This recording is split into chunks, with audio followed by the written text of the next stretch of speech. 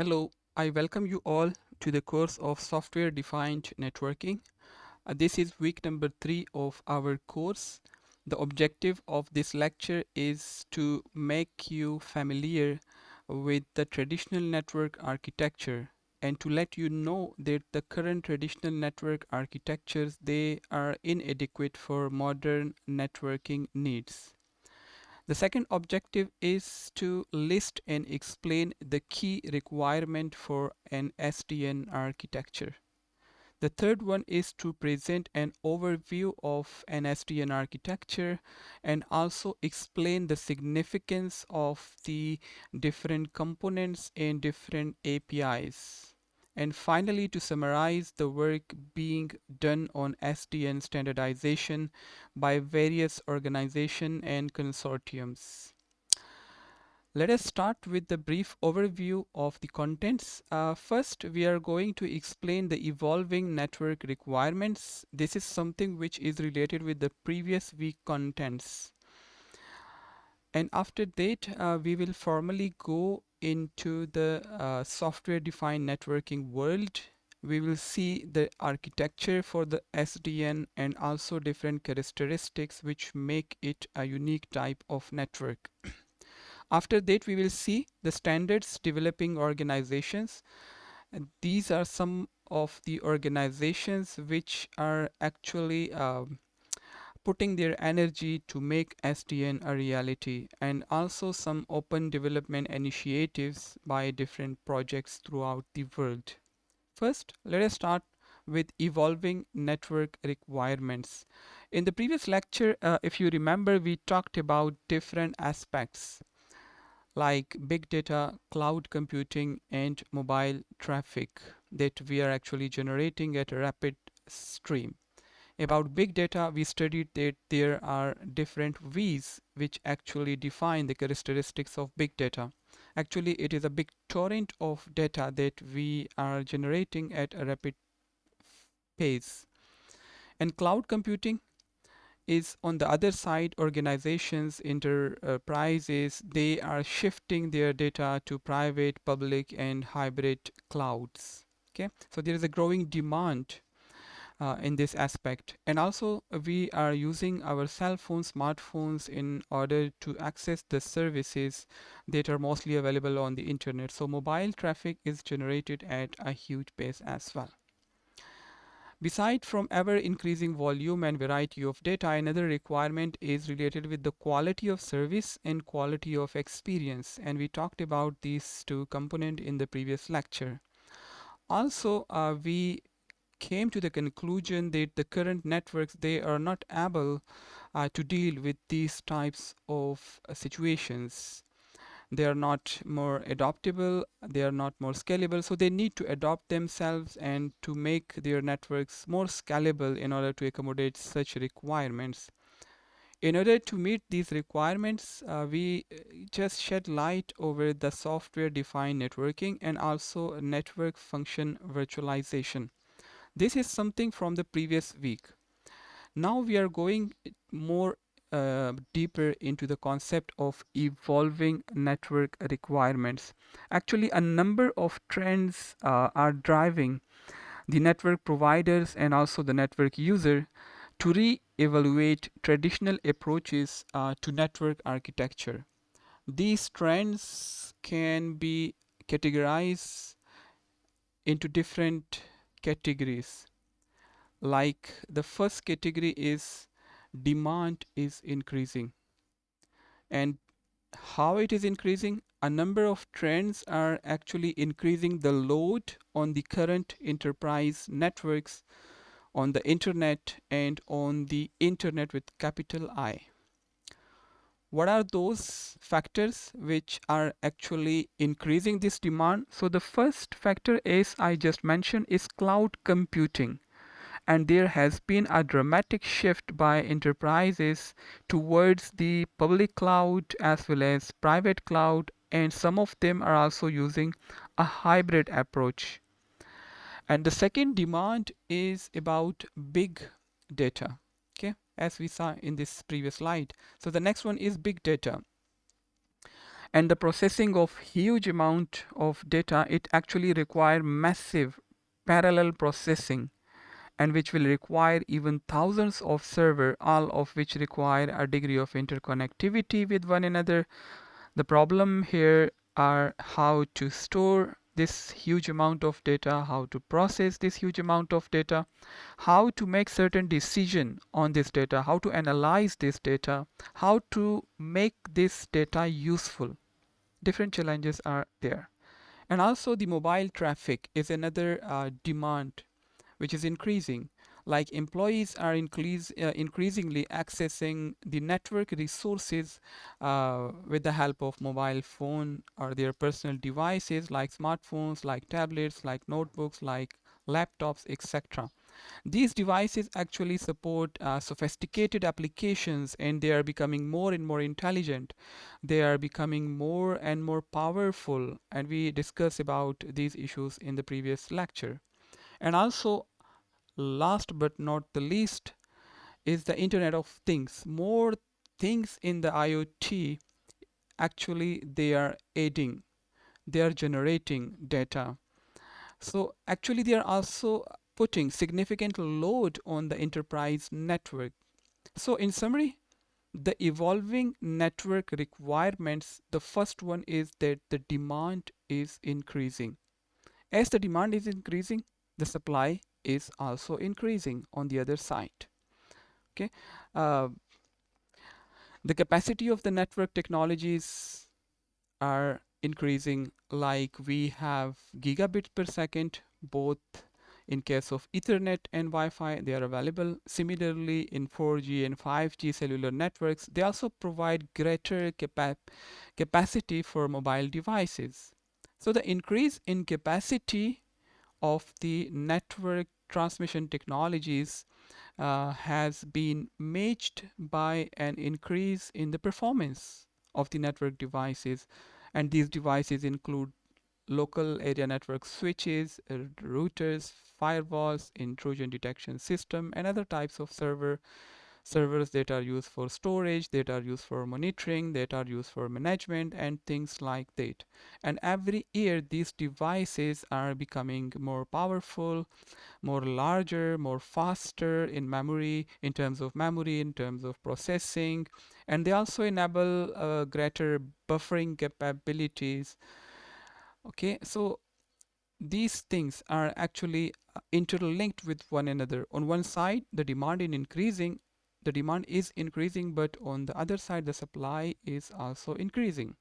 But that is not the only way.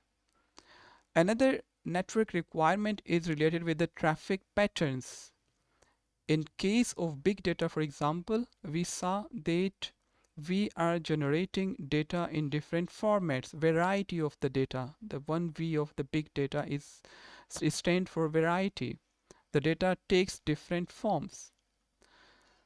If there was simply a matter of supply and demand, the first 2 point, it would appear that okay, if that is the only thing, then today networks should be able to cope with these things, with the increasing data.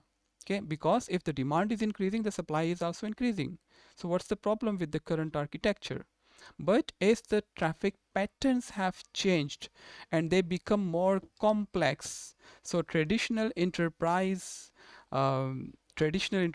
networks architecture, they are not well suited to the demand. Okay, so this is not only about the demand and supply, it's also about the traffic patterns, and they are becoming more and more complex. Okay, so as the traffic patterns have changed and become more complex, the traditional network, enterprise network architectures, they are not well suited to this type of demand.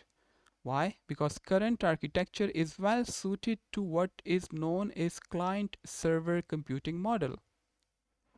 And this is still one of the most dominant form of modeling in current enterprises setup. And with this model, we all know that one computer act as a service provider and the other one is like service is who is requesting the service on the server side. So there must be interaction between these two devices. Okay, in such environment, network could be laid down and configured with relatively static client and server location. We know where our client reside, where our server is, and the traffic can be predictable up to some extent as well. But a number of developments have resulted in far more dynamic and more complex traffic patterns in the current scenarios. Like if you take example of a data center, so there we have like a distributed structure.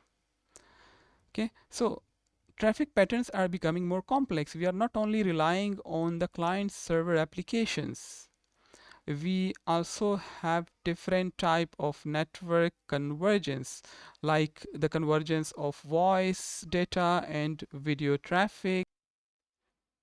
So typically the client server application, they want to access services which are like database services or web services or security related services, so they must communicate with one another. Actually, there is a term which is known as horizontal traffic, and that is opposite of vertical traffic. Horizontal traffic means the communication between servers, while the vertical traffic is dedicated to the communication between servers and the client. So I was talking about network convergence, like the voice data, the video type data, the text based data, imaginary data, and things like that. So it can create an unpredictable traffic patterns. And if it is like a multimedia type traffic, so the demand or the requirements are different. And also the heavy use of mobile devices. For example, you have heard about bring your own device policies, which means like you have to bring your own smartphone in order to access the services which is available. Normally we use it when we go for attending a conference and things like that. Okay, so you can access to the corporate contents and applications from any device, anywhere, and also anytime. This mobile traffic is becoming an increasingly significant fraction of the enterprise network traffic. And so this is about that our traffic are actually becoming more and more complex, and that is not possible for the current architecture to handle with. And also last but not the least, our traditional network architecture are becoming inadequate to deal with such type of scenarios. And some of them is I just mentioned, like the big data, like the cloud computing, like the data mobile traffic that we're generating by using our mobile phones, and the more complex nature of the data traffic patterns are becoming more and more complex. So all these things lead to the conclusion that traditional network architecture are becoming inadequate, even with the greater capacity of transmission scheme, although our supply is increasing. But still, the greater performance of the network devices, the traditional network architecture are increasingly inadequate to face the growing complexity, the growing variability, the high volume of the data, and also quality of service, quality of experience requirement imposed on the network are expanded as a result of variety of application, as we just saw in the previous lecture. So the traditional network architecture is becoming inadequate. And why it is becoming inadequate? So here are some reasons. The first reason is that current architecture actually uses two-level and system addressing. Two-level addressing, and you are quite familiar with these two types of addressing. If we talk about the TCP/IP protocol suite, so we have 4 or 5 layers. Some says we have 4 layers, while other claim these are 5 layers. They are like the physical layer, data link layer, network layer, transport layer, and the application layer. The traditional architecture rely heavily on the network interface identity, the network card. At the physical layer of this model, devices attached to the network are identified by a hardware-based identifier, and that is known as the MAC addresses. Okay, so every device connected must have a unique MAC address. Each attached device has a physical layer address. This is actually the physical layer address. And beside from this MAC address, we have a logical address. There is also a unique, and this is known as IP address, which provide global visibility to this device that is connected, for example, with the internet. And using this IP and by using different routing protocols, we can actually discover the routes and, for example, the routes to reach, how we can actually reach to that device. Okay, so actually the current architecture is using two-level addressing. Beside, our routing in the current architecture is based on destination. Like the traditional routing, each packet must have a destination address. If you are familiar with the word datagram concept, so successful or successive packets between a source and destination, they are allowed to reach to the destination by traveling through different routes. Okay, and more recently, to satisfy the quality of service requirements, packets are often treated in the form of different flows. So we can say now a flow of packet, and packet associated with a given flow have defined quality of service characteristics and which affect the routing for the entire flow. Okay, so if packets belong to the same flow, they will have to follow the same route. Okay, so these strict requirements actually make the current architecture inadequate for the growing demands. And also the last one is distributed autonomous control, but I would not go into the detail because it will make things complicated. Well, next is software defined network.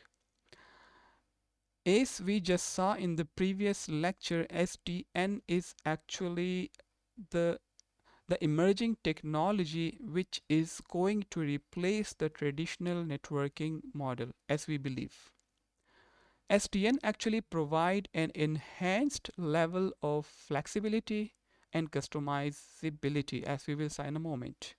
And why? Because it promises to meet the needs of the new networking requirements, like the cloud, like the mobility, like the use of mobile, like different types of traffics, like the social networking, videos, uh, artificial intelligence demands, and also the big data demands and things like that. Actually, the SDN functionality is based on two elements. One is the control function and one is the data function. Control function actually decides the route the traffic takes and also the priority of the traffic, while the data function will actually forward the data based on the control function policy. And we will see how we can actually differentiate between these two planes. Okay, before SDN, these two functions, like the control plane and the data plane, they were performed in an integrated fashion at each network device. The device could be a router, it could be a switch, even a bridge, and so on. So before SDN, the control plane and the data plane, they were integrated into each and every device. And control in such traditional network is exercised by means of routing and protocols that is implemented in each network device or node. So you can see that this traditional approach is very inflexible. It requires all the network devices to implement the same protocol in order to communicate with one another. However, with SDN, a central controller which is known as SDN controller. It will perform the complex functionalities like routing, like naming, like policies definition, and also security checks. That will be the responsibility of this controller. The SDN controller actually, it also defines the data flows that occur in the SDN data plane. So you can see we have two planes, control plane and data plane, and they are separated in SDN. This is a simplified view of the software defined networking. Each flow through the network is configured by this controller, which verifies that the communication is permissible by the network policy that were defined. If the controller allow a flow requested by an end system and user, it will compute a route for the flow to take and add an entry for that flow in each of the device, for example, switch, and also the path that will lead it to the destination. So all the complex functions will be implemented by this controller, SDN controller. Okay, we will define SDN further, but first let us see how is the SDN architecture. We will start by defining by exploring the SDN architecture. Actually, remember there are two things. One thing is SDN architecture. The second thing is SDN concept. SDN architecture is distributed, and the concept is actually applicable anywhere. So you will see people talking about SDN in VNet, people talking about SDN in cloud, people SDN in 5G, 6G, SDN in edge computing, in fog computing. So they are actually the concepts, the application areas of SDN. But the architecture itself is a bit different. In order to understand better the SDN architecture, we are going to take an analogy. An analogy is good, as we know, to understand a concept.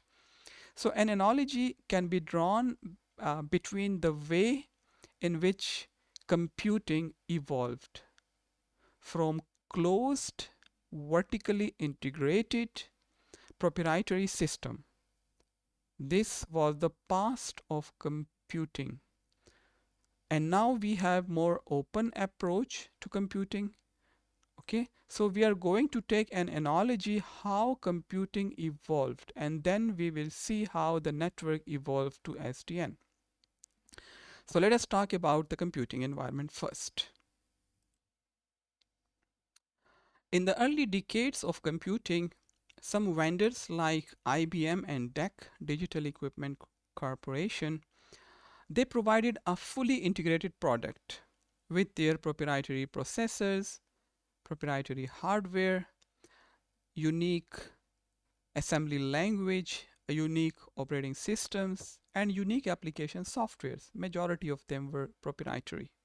Now, in this closed environment, customers, especially large organizations, they tended to be locked into one vendor, depend primarily on the application offered by that vendor. If you need an application, you have to adopt all the proprietary things, the processor of that company, the hardware from that company, the operating system from that company. In order to run the application, you need only application, but you need all the components of that company, for example, IBM or DEC.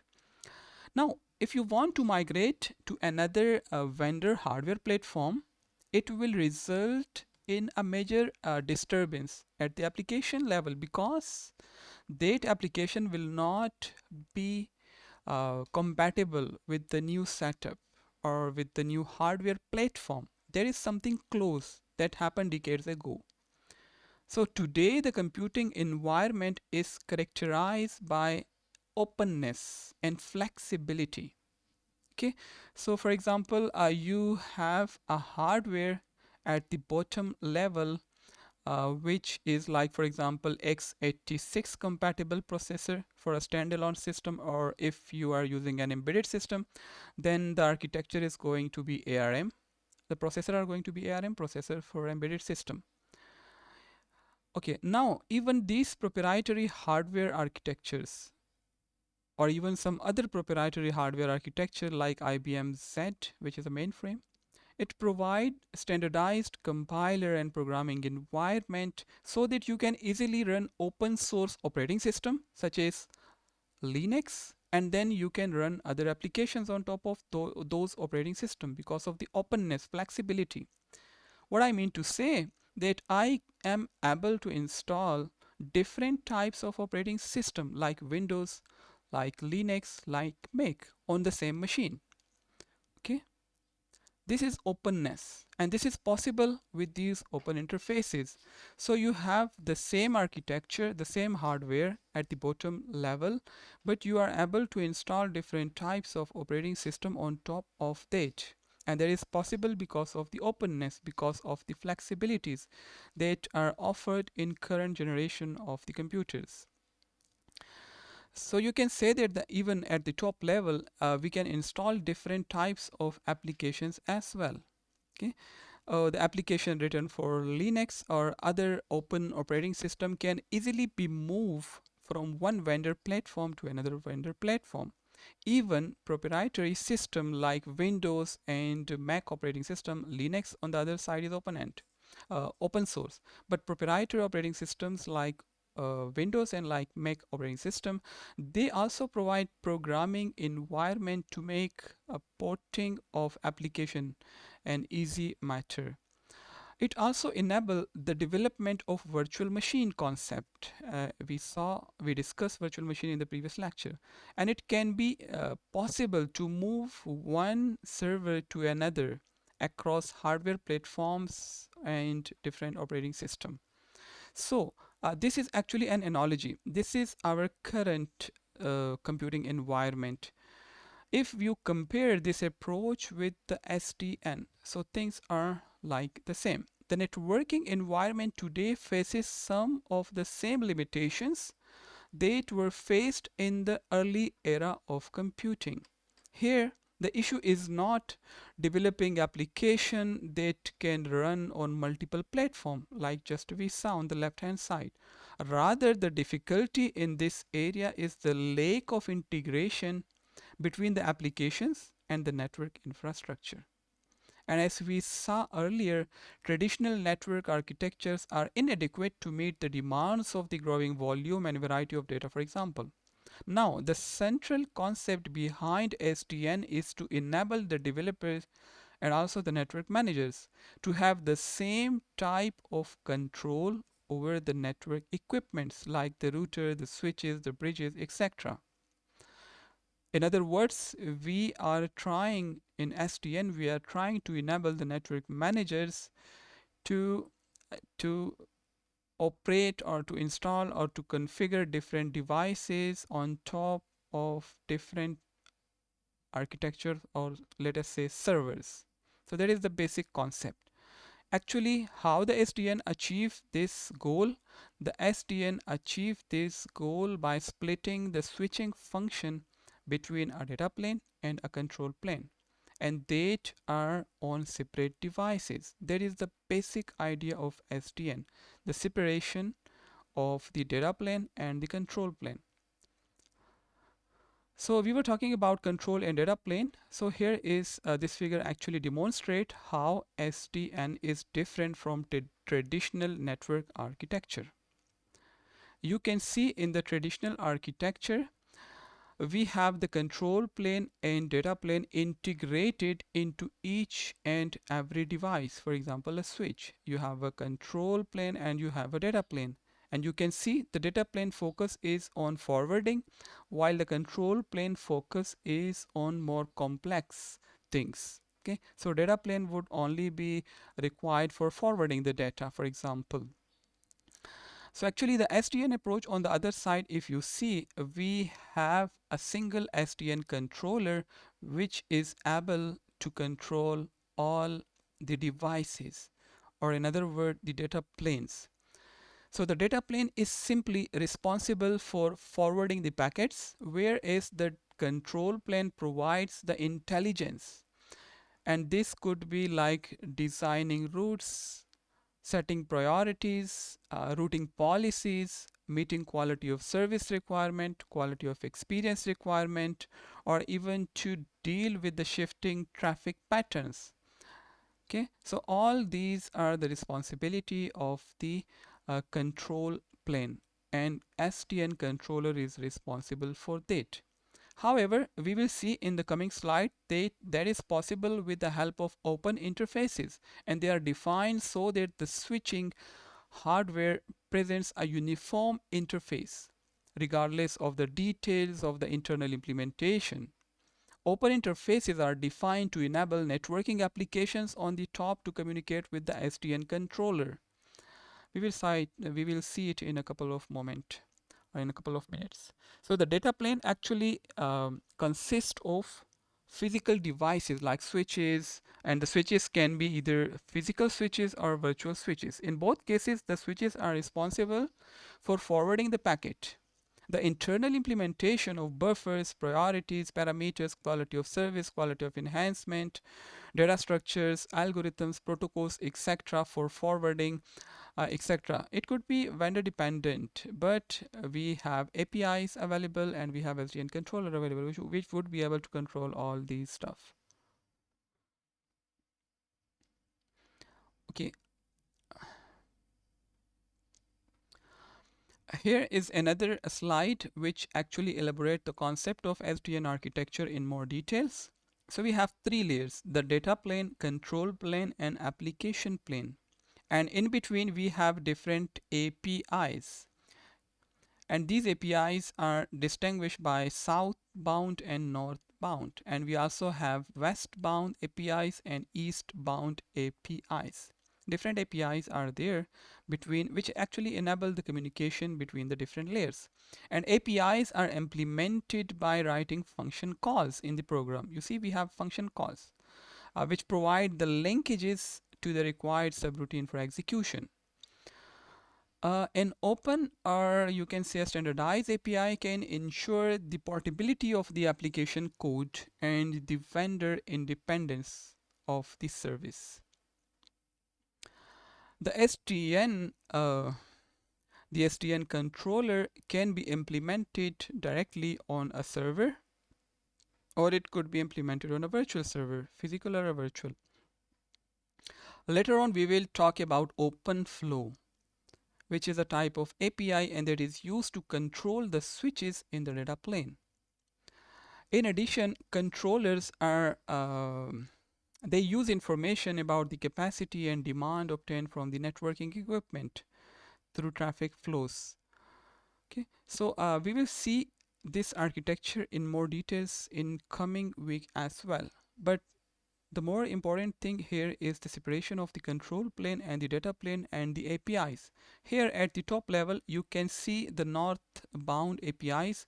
One of the very well-known API which is mentioned here is REST. So you see two APIs: OpenFlow, which is like bridging the gap between the control flow and the data, and the control plane and the data plane. And then we have the REST API, and REST stands for representational state transfer, that API. It actually provides another programmable interface to the SDN controller. It links the application plane to the control plane, and inside the control plane we have the SDN controller, and for that we have the REST API.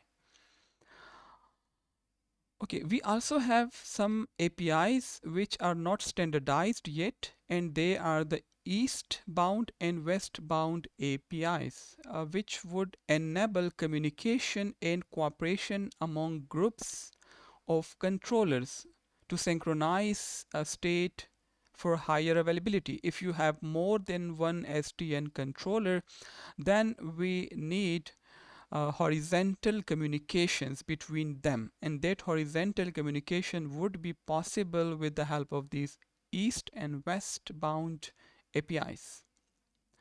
At the application plane, we actually have a variety of applications, and these applications would actually interact with the SDN controller. And these applications are actually programs that may use an abstract view of this network for making their decision or for achieving their goals. And these applications convey their network requirements and their desired behavior to the SDN controller via this northbound API. Now let us see some characteristics of SDN. The key characteristics of SDN are mentioned here, although there are plenty of other characteristics as well, but these are the common. The first characteristic is about the control plane. Actually, what we saw that control plane or plan is implemented in a centralized controller or a set of coordinated centralized controller. As we can see here, we have more than one controller, and the control plane is actually implemented over here. That is the first characteristic. And also this control plane is implemented in either a centralized way if there is only one controller, or it could be distributed but coordinated if there are more than one. So the SDN controller actually has a centralized view of the whole network that is under its control. The controller is actually a software, portable software, but it can run on the commodity servers and is capable of programming. That is what SDN about. And you would be able to program this SDN in order to forward the packets. And also another characteristic is about the APIs. You saw we have different application programming interfaces, and they are open, and they are defined between the devices in the control plane and those in the data plane. Another characteristic is about programmability. The network is now programmable by the applications that are running on top of the SDN. At the application area, you would be able to program your network. So the SDN controller actually present an abstract level view of the network resources to the application. This is like an intermediate layer. It will allow the applications to have the knowledge about the underlying network devices, resources, or nodes, you can say. So these are some SDN characteristics. Now let us see some standards developing organization who are actually working on developing different standards for the SDN.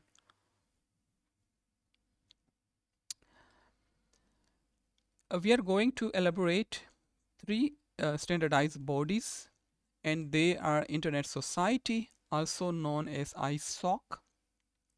The second one is IETF, which stands for Internet Engineering Task Force, and the third one is ETSI.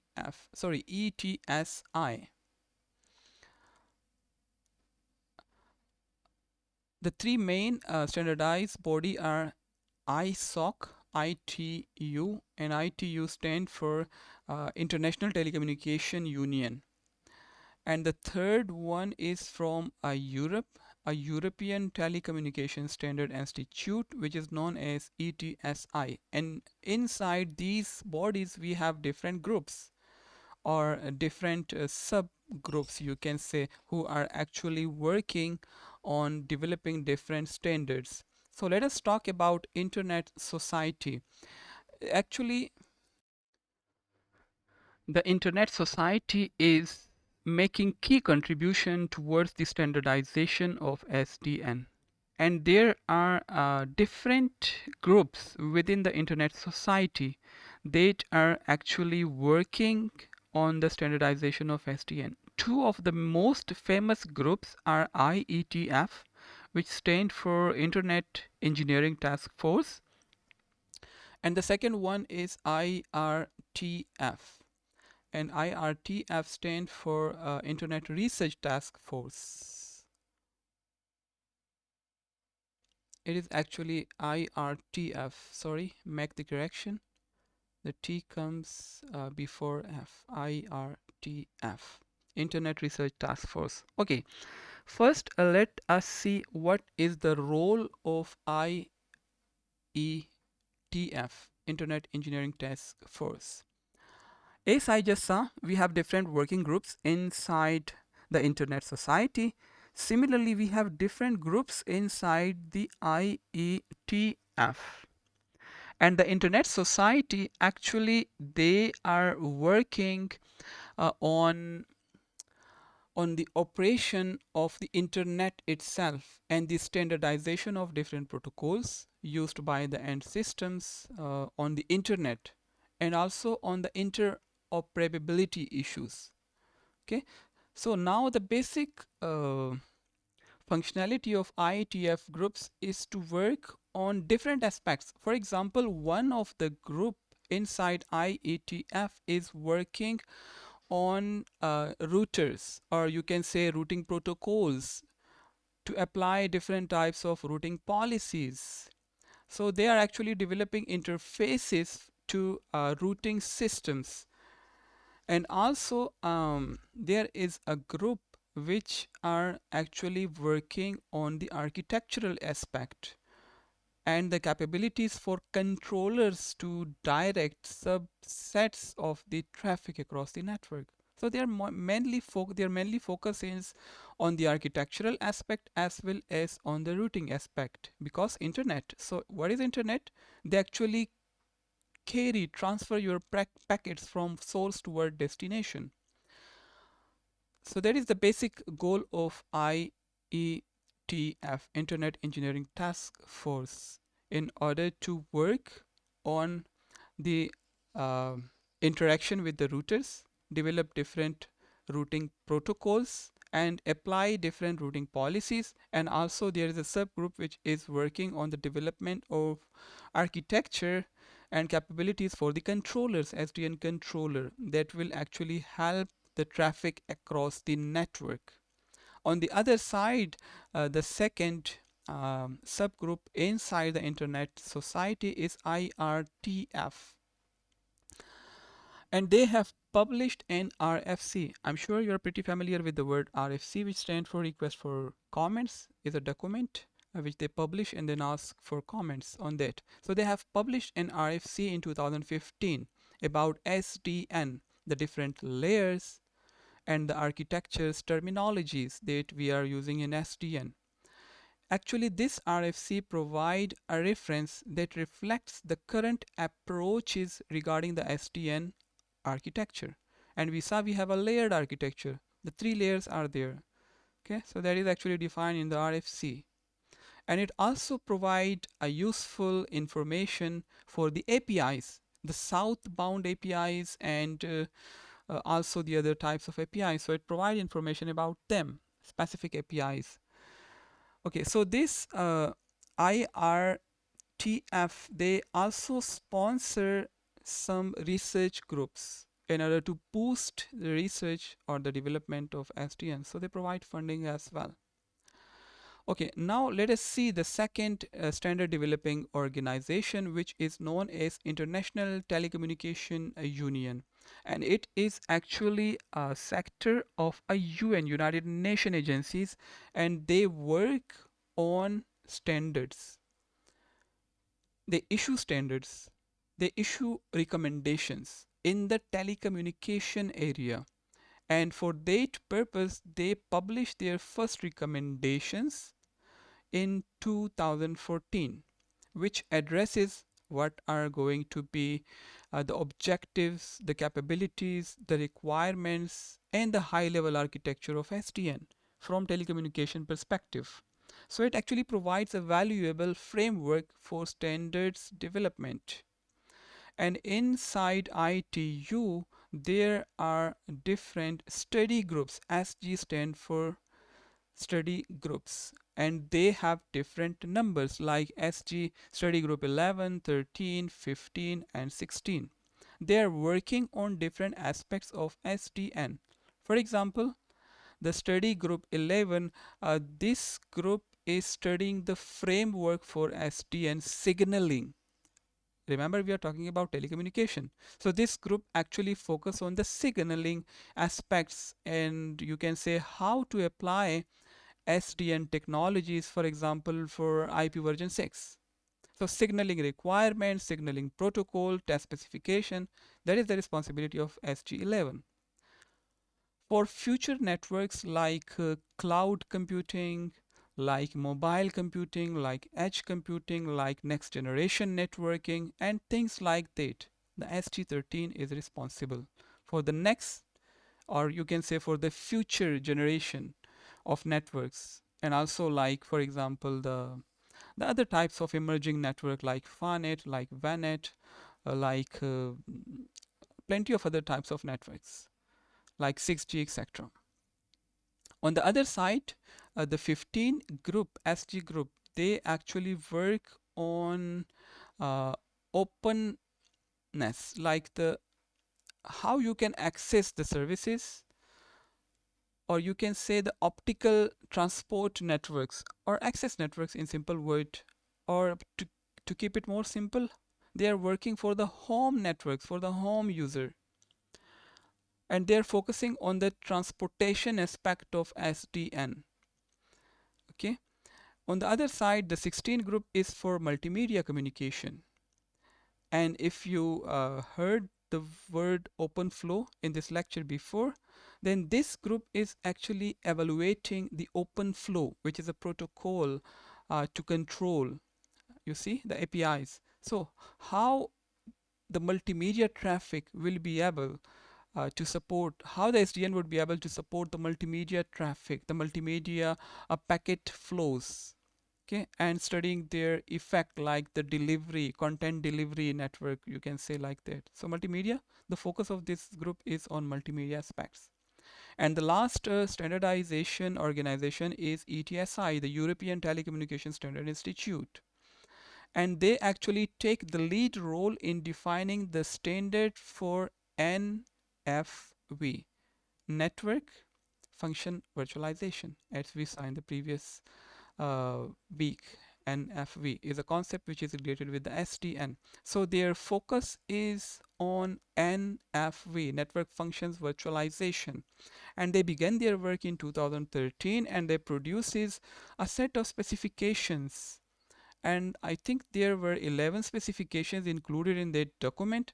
How is going to be the NFV architecture, how is going to be the infrastructure, how they can provide the services, quality of services metrics, how is going to be the management of the network, and other requirement, for example security, etc. So all the concepts related with the NFV is addressed by the ETSI. Beside from standards developing organizations, we have some industry consortia or consortia. Consortia. There is two way how British pronounce, how Americans pronounce. So I think it's consortium. And consortium is actually a singular, and consortia is the plural. Actually, it is an association, or you can say a combination of two or more individuals, or two or more companies, or two or more organizations, or even government agencies. They combine with the objective of participating in a common activity. So you can say a group of independent organizations joined by some common interest is known as a consortia. So in the era of standardization, we also have consortia available. And for the SDN, the three main consortia are ONF, ODCA, and ATIS. First, let us see what is ONF. Actually, it stands for Open Networking.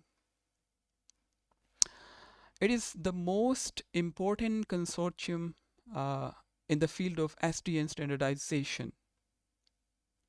And you can say it is an industry related consortium, and it is dedicated to the promotion and adoption of SDN through open standards development. So the most important contribution of ONF is the open flow, and that is the backbone for the SDN. Open flow, you can consider it as a protocol, as a standard, as an API, and it is the first standard interface specifically designed for SDN. and it is already being deployed in a variety of networks and networking products, both in terms of hardware and software. And it actually enables the network to evolve by giving logically centralized control software. Okay, so we will discuss OpenFlow in details later on in this course, but it was the main contribution of ONF, which is actually a consortium which involve SDN standardization. Our second one is ODCA, Open Data Center Alliance, and as the name indicate, data center. So we are talking about something big, something bigger, and there is the leading global IT organizations which are dedicated to accelerate the adoption of interoperable solutions and services for the cloud computing. So the focus here is on cloud computing. Okay. And third, we have another consortia which is known as ATIS, and it stands for Alliance for Telecommunication Industry Solutions. Now we talked about general, we talk about data centers, now we talk about telecommunication, and is a membership organization that provide the tools which are required for the industry to identify the standards, guidelines, operational procedures, and how to make the interoperability of the existing and emerging telecommunication products and also the services. So it is like the backbone for telecommunication, and so far they have issued a document that identified operational issues and opportunities that are associated with programmability of the infrastructure using SDN and NFV. When we talk about SDN, we talk about programming. You have to control the devices by using programming, and for that you need APIs. And from the telecommunication aspect, we have this organization which actually is dedicated toward such issues. Okay, finally we have some other initiatives. You can say open development, and that is the beauty of SDN, that it is open source. So open development initiatives are throughout the world. People are working on SDN. Some of them are mentioned here. The first one, well recognized one, is Open Daylight. It is an open source software activity, and the focus is on Linux Foundation. And it member companies, they actually provide resources to develop SDN controllers for a wide range of applications. So their focus is on the controller. Although the core membership consists of companies, individual developers and users can also participate and contribute to the group. Okay, so it is like open development initiative, not a consortium. It is an initiative, and the focus is to build open source solution for the SDN. And they have more than 30 projects, and they also share the output of their projects with the users because it is open. And we also have OpenFV, and well, it is also an open source project, and they are dedicated to accelerate the adoption of standardized NFV element. Again, we are talking about network function virtualization. So their focus is on NFV, and they want to accelerate the adoption of this technology.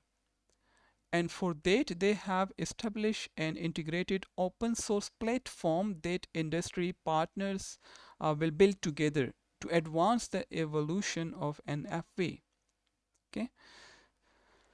And also we have the one which is known as OpenStack, and the main component is Neutron. If you are working with SDN, you have to explore this component Neutron. An OpenStack, as we know, is an open source software project that aims to produce open source cloud operating system.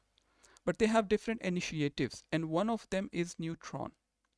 Actually, the purpose of OpenStack is to provide an infrastructure as a service which meet the need of the cloud, public cloud user, private cloud user. So they are working on the cloud operating system, an open source operating system, which will meet the requirement of the public cloud customer as well as the private cloud customer, and they offer infrastructure as a service. So SDN technology is expected to contribute to its networking part and to make the cloud operating system more flexible, more efficient, and more reliable. We also have the component Neutron available. Actually, OpenStack has a number of different projects, and one of them is Neutron, and that is dedicated for the networking aspect of SDN, specifically for the cloud computing, and it will allow the networking as a service to other OpenStack services as well. Okay, so if you are interested to work with SDN, if you want your project to be related with the SDN, you have to explore this component of the OpenStack, which is known as Neutron. With these words, I'm going to finish my lecture. We will have discussion on this lecture in the coming online class. Thank you so much for watching the video, and stay cool and stay calm and take care of yourself. Goodbye.